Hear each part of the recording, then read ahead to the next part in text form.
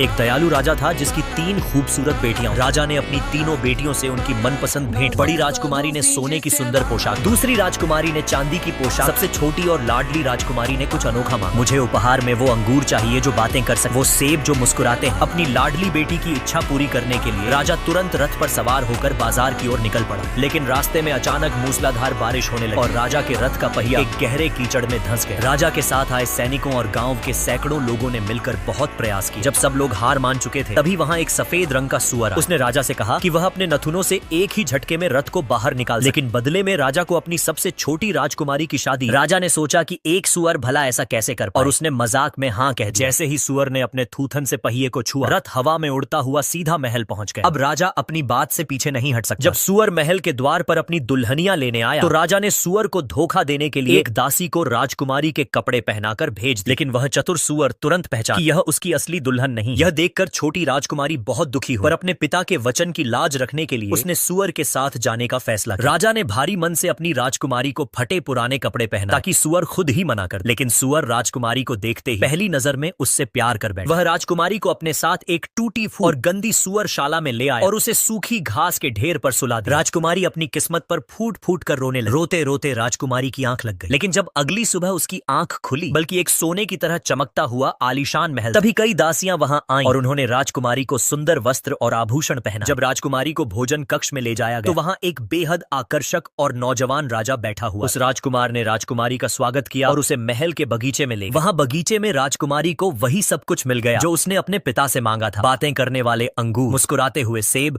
और धुन बजाते हुए। राजकुमार ने राजकुमारी का हाथ थामकर कहा,